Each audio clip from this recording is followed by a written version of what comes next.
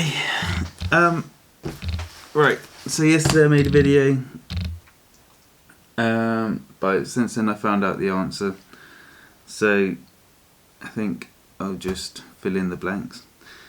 A while back I took some pictures of a friend's white skyline, and when I sent the pictures to him he said, though that's not the colour of my car. My car's not like a pearly white, it's a true white, an ice white. And so I then went back into the editing software, had a look, said, well, it looks pretty ice white to me. And then I looked at the edited version that had been exported, and it was a darker colour. It was like pearly, sort of almost light grey colour. So after doing that, I had started investigating colour space and the difference that it made. So here's basically a graph, a table of the different options that you've got.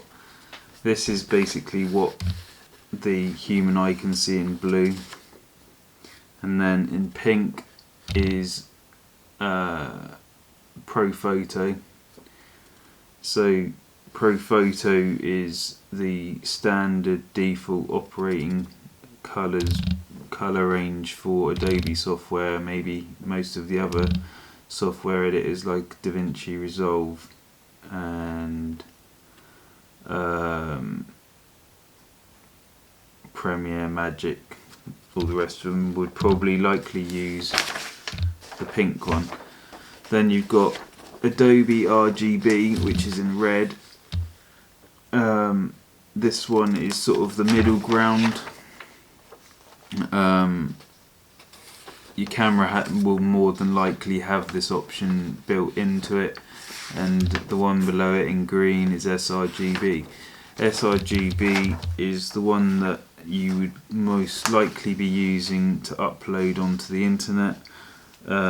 Also, a lot of printing companies use srgb colour range, so really that's the one you kind of want to be using, although most of the top photographers will say otherwise, and they will more than likely say use prophoto. It's got the best colour range, it's closest to what your eye can see. The only problem with that is that, one, your cameras most likely won't take photos in prophoto, it will be taking photos in srgb or maybe Adobe RGB. The second problem that you'll find is that once you've edited it in prophoto, in Lightroom, Photoshop, etc., you're more than likely going to come across the problem that once you've edited it or want to upload it onto the internet, it will change the colour, make it desaturated sometimes, make the picture image darker. Different cameras, you'll just have something will change. Even there is the possibility that even just with going from srgb in your camera to srgb on the laptop, computer, editing software, there's a chance that you'll see a difference. But the closest way that you're going to be able to get around any issues that you have with colours is to make sure that your camera can, on Canons, it's the hit menu, go to the first option, the first settings, the fourth row across I believe, and you'll see srgb, or it might be an Adobe RGB. Not sure where it would be on a Sony, but you'll need to go into your editing software. Lightroom, it's under File I believe, or it could be under Workspace,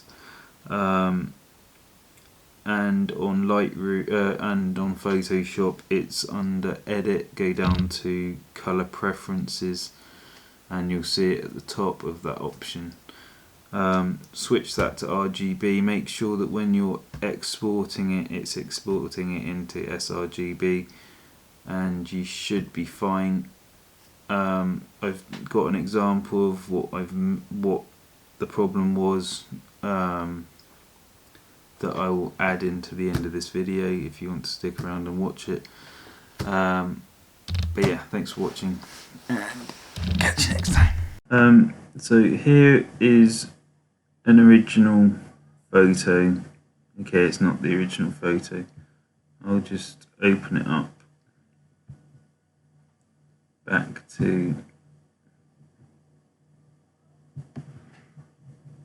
the full image. Now, with this, if I go to here, as you can see, the colours they're not a massive amount out, but you can see there's a bit of red here, and yes, you can see it's still there, but here the whole picture is a lot lighter, a lot less, I'd say green here. And you can notice that just the overall original colour of the pre-edited photo is a lot brighter than after it's exported.